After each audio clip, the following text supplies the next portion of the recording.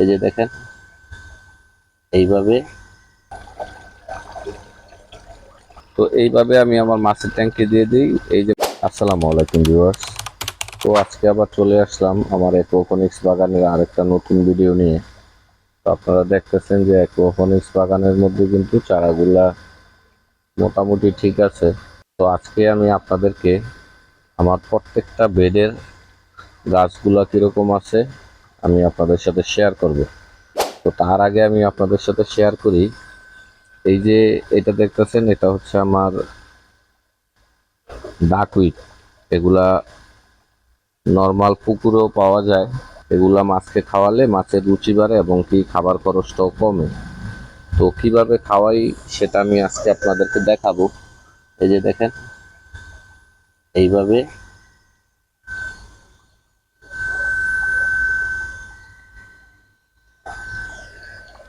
এই যে এভাবে আমি তুলে নিলাম এবং এই যে এই ফাঁকাগুলো দেখবেন যে আবার দু এক দিনের মধ্যে আবার ভর্তি হয়ে যাবে। হ্যাঁ, এগুলা বংশ বিস্তার করবে। হ্যাঁ, তো এভাবে আমি মাছকে খাওয়াই। তো আপনারা যদি লক্ষ্য করে দেখেন যে মাছ কিভাবে খায়।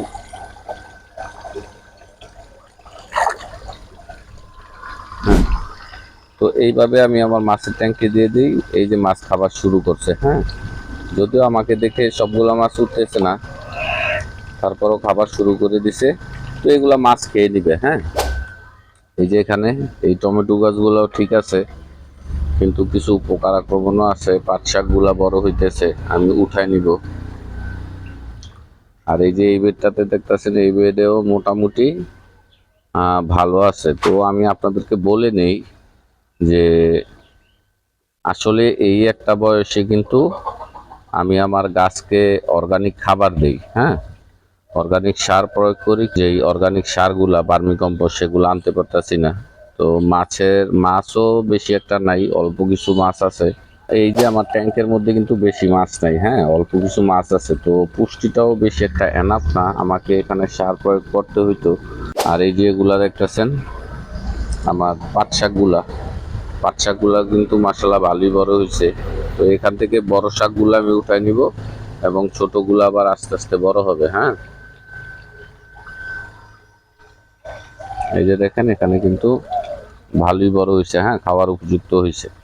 তো বড় শাকগুলো আমি উঠাই নিব, ছোটগুলো আবার আস্তে আস্তে বড় হবে।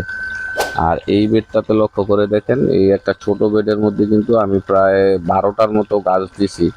মাশাআল্লাহ প্রত্যেকটা গাছই কিন্তু ভালো। হ্যাঁ, আমি এখনো সুতো বাঁধি নাই। তো এখন আমি নিচের এই পাতাগুলো কেটে প্রত্যেকটা গাছে এই যে উপরের দিক দিয়ে আমি সুতো দিয়ে বেঁধে দিব। হুম, তো এই গাছগুলা মোটামুটি সম্পূর্ণ ঠিক আছে। আর এই যে বেগুন গাছের ফুলগুলা আছে এবং ফুলগুলা ঝরে যাচ্ছে, এখন আমাকে কিছু অর্গানিক সার মাস্ট প্রয়োগ করতে হবে। আর এই যে লক্ষ্য করে দেখবেন এখানে কিন্তু মরিচ, আমি পাকা মরিচও আছে, বড় মরিচও আছে। মরিচ, বড় বড় মরিচগুলো আমি খেয়ে নেই। ওই যে ওখানে লক্ষ্য করে দেখবেন ওখানেও কিন্তু পাকা মরিচ আছে। হ্যাঁ, ওখানে পাকা মরিচ আছে, কাঁচা মরিচ আছে। এই যে দেখেন এখানে কিন্তু ভালো একটা রেজাল্ট দেখা যায় মরিচের। আর এই বেগুন গাছটারও একই সমস্যা। এখন আমাকে এখানে অর্গানিক সার প্রয়োগ করতে হবে। আর এই যে টমেটো গাছগুলো, এখানে 6টা গাছ আছে, এগুলো কিন্তু মাশাআল্লাহ ভালো এবং ফুলও চলে আসছে। হ্যাঁ, যদি লক্ষ্য করে দেখেন, এই যে দেখেন ফুলও কিন্তু চলে আসছে।